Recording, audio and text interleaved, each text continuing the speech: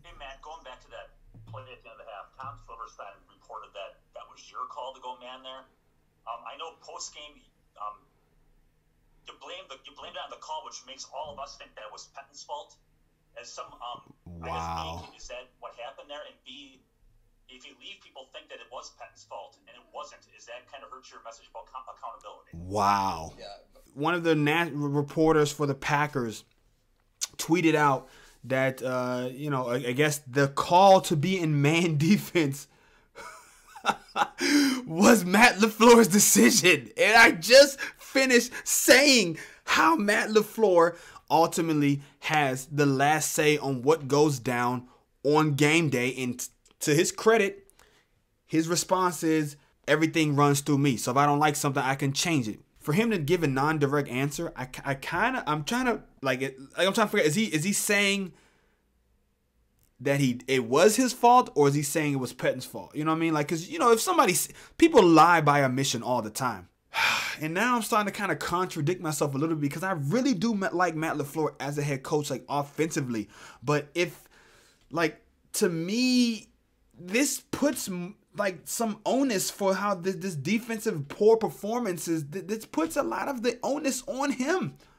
Now, granted, you hire a guy, you want to be able to leave it in his hands. You want to be able to say, my defensive coordinator is a competent, smart person who's capable of handling this. But at the end of the day, as he said, if you don't like what you see, LaFleur has the final say. Buddy, hey, the fuck are you doing? Like, stop running this shit. And that's pretty much it. You know what I'm saying? So you can take the reporter who tweeted it, you can take his word for it.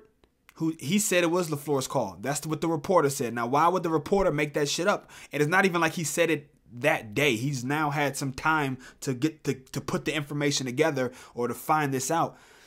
And maybe Pettin spoke to him off the record like, hey, this is some fucking bullshit. They fired me for basically that call, essentially, and it wasn't even my fucking call. If that was LaFleur's call, that is kind of a bitch move to fire Pettin for that. Obviously, in the minds of everybody who's watching this situation unfold, that call is going to be like one of the main things that people are going to think is the reason why this dude got fired. I did put a lot of the blame on Rodgers as far as like more than any other player or whatever, but like that specific play at the end of the half, yeah, that was a very critical play. You know what I mean? They could have eventually overcame that play, obviously, because they didn't get blown out by like 2 scores or no shit like that. But yeah, I mean that was a major play, bro. Like, so if LaFleur is the guy who put them in off and put them in man, and then he's not taking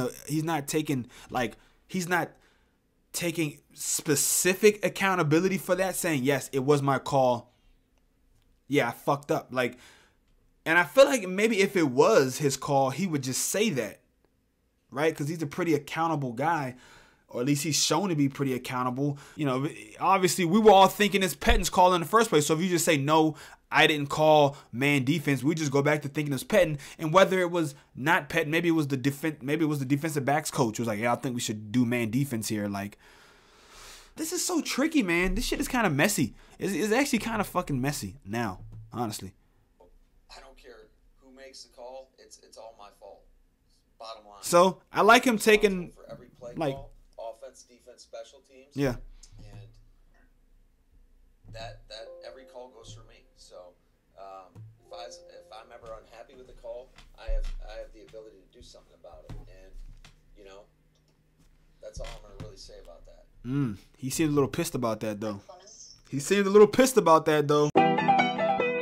Puda, you the GOAT, boy.